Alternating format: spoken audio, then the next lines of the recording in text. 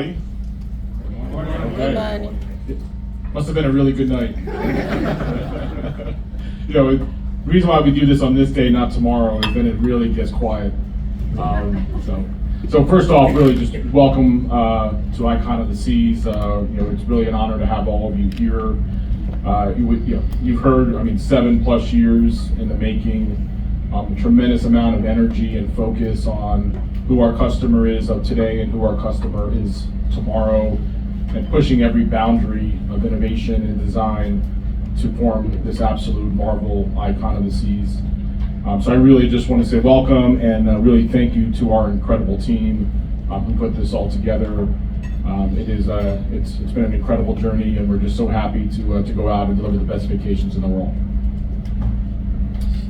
Same here. Welcome. It's great to see you all, and obviously we're all super excited. There's a great amount of pride in the organization. People are happy, and it's just wonderful to see a new product for Royal Caribbean come alive and to be so enjoyed and successful. So, we're just excited about the future. So I'm glad you could come. I just want to, just so nobody's mistaken, that we did try very hard to be recruited onto the Inter Miami team. We figured if we just wear the jerseys enough and show up to their games enough, that there might be just an opportunity for us to probably Pick up their towels, and even with that, we'll probably tear our ACLs doing that. I heard you guys tried out for the crew dribble bit, but you didn't make it. No. All right, as you guys know, we have Pigeonhole, and many of you submitted questions there, so we're going to do some through there, but we do have 2 microphones live in the audience, so if you have a question, just raise your hands and someone will get to you. All right, we'll kick it off with a Pigeonhole question, either for Jason or for Michael. What does the future hold? Are we going to see even bigger, and what will we see from RC Royal Caribbean? Well, I'll take maybe the bigger question, and I'll pass it on to Michael. A lot of people always kind of focus on the size, and for us, I think we really focus on the experience. And what is the experience we're trying to deliver for our different segments, and for the Royal Caribbean brand, obviously a family, multi-generational. How do we just build a platform to be able to do that? We also need to remember that there are port constraints, and this ship has a similar footprint to our Oasis class, which a lot of the ports around the world have been designed to. And so there's you can always go bigger, but it's less about the size. It's more about the experience that we're trying to deliver. Yeah, I think for the brand, we continually focus on our customers and the guest experience, and we're very much multi-generational family. This idea of families come together, they sail with Royal Caribbean, their kids, their grandkids. They can go off during the day and find spaces and places that are custom designed for them, for that segment, and have an incredible experience, and they can come together either for lunch or dinner and a show every single evening as a family unit or a group unit and have an incredible time together. And I think, this multi-generational focus, we've really paid even more attention to it for Icon of the Seas. If you think about Surfside is absolutely, unapologetically focused on young families with children, literally 6 and under. And we've designed it so the little kids can go and have an amazing day. You look at the colors, it's kind of crazy down there. You need aspirin after about 30 minutes if you're getting older.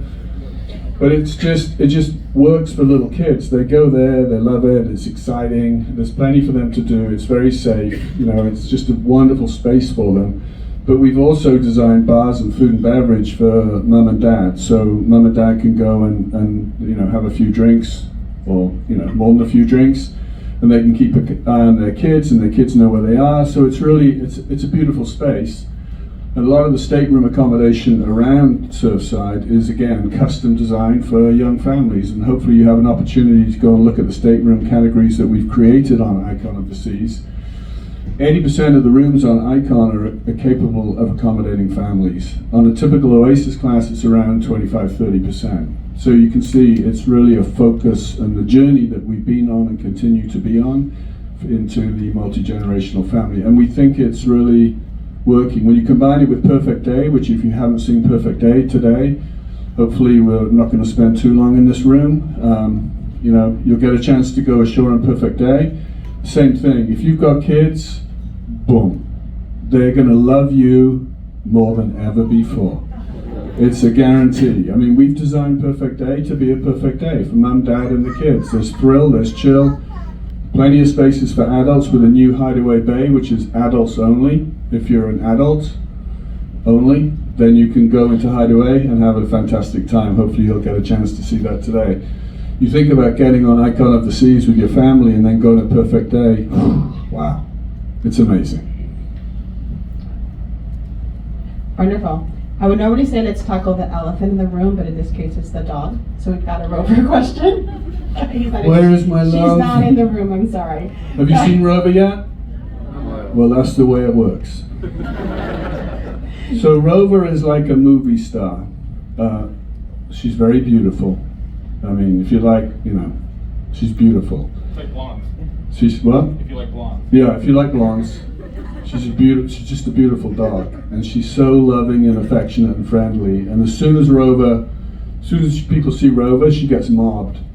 It's kind of bizarre, you know. Everybody wants to see Rover, so we're thinking of getting some bouncers, you know, some sunglasses and stuff. But Rover goes into Surfside obviously for the little kids, and the little kids go crazy. The only problem with Rover is if you don't have a golden retriever at home, you will have to get one after you leave Icon of the Seas, because the kids are like, oh, Mummy, Daddy, I want one of those dogs. Rover is the Chief Dog Officer for Icon of the Seas. It's a high-level executive position, comes with a lot of responsibility. Her main focus is happiness and joy, which she's doing. I got to tell you, she's really doing a great job. So we may promote her to probably an admiral in the coming years if she keeps on the track she's on. She's, you know, she's got a coach, a trainer, a vet, dietitian, bodyguard, and the chief of staff.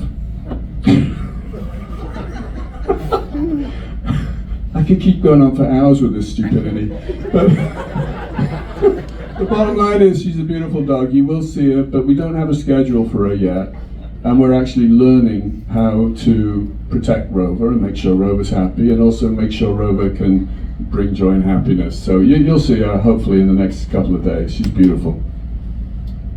I would just add, if you want to see somebody act like a 3-year-old, just watch Michael when that dog comes by. He goes right into that baby voice, doesn't matter what he's doing. And then Rover just turns around and walks away from him. wanting more. Okay, we've got a question from Jack Carter. Can you talk to us a little about the work that's been done behind the scenes to reduce overcrowding on board and improve mobility? I understand there's a lot of work that's gone into the tech behind the elevators. Yeah, I mean, the elevators, we're incredibly happy with the elevators, and that is the latest tech. They use a lot of data analytics, of course, the word you hear all the time, but they, you think about it, you go press the button, it tells you the elevator to go to, and everybody seems to find it very intuitive, simple, and it is incredibly efficient. It moves people far more comfortably and rapidly than the old-fashioned elevator system, which now, if you go back to wherever your office buildings and you've got that old-fashioned elevator system where somebody presses a button and then everybody climbs in, you'll think to yourself, God, that's just so old-fashioned. So a lot of work went into the elevator system. But also the ship is the evolution of the brand's work with many of our classes of ships. And when you think about the neighborhood concept, that neighborhood concept is very much based upon how we know people go through their days and evenings in terms of entertainment, activities, dining. So we know when we create these specific neighborhoods, those neighborhoods draw a lot of people into them. One of the concerns people have, for example, is, well, if I sail on Icon, there's too many kids. But we've got the largest water park in the planet at sea on Icon. Literally, we know we can put 1,500 kids in a state of absolute euphoria through that water park in an hour. I mean, that's a lot of kids who are not only happy, but not bugging you anywhere else on the ship. Surfside is custom designed for young families with little kids.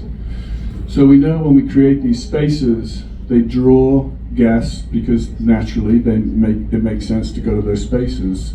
And so when you think about the multiple neighborhoods we have, they all serve a purpose. Primary purpose is to make people happy, but they also have an impact on flow of people, including the entertainment spaces in the aft.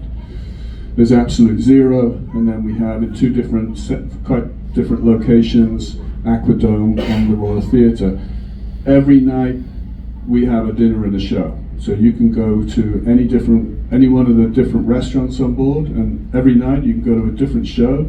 And there's 3 different stunning venues, along with dueling pianos and all the other entertainment activities, the music hall, etc. So we do a lot of work in planning out how people flow through an experience and enjoy themselves. The only thing I just want to add, because I think it's interesting, you take the elevators as an example, which, as Michael said, is the latest tech. We're also learning, right? So there's a lot of AI behind the elevators, and as each day goes by and we see the flow of people, those elevators get smarter and smarter in terms of how they should be operating, and the product team and the operational teams are watching also the flow of the people through infrared and other things to understand the flow and see what adjustments need to be made. Because the ship will start off at about 80% or so, and then really kind of ramps itself up over several months, so they understand how to make sure the flow is perfect. And you can really see through the course of this ship, relative to our other classes of ships, on how people can really flow level by level without having gone to the ends of the ships in order to get up. And you can see that through the promenade through the Pearl, into the Pearl Cafe, into Central Park. You can even also go out to Surfside, etc. So it's a lot of connectivity to make sure that flow also stays off of the elevators. So everybody, there's no queuing occurring inside the ship.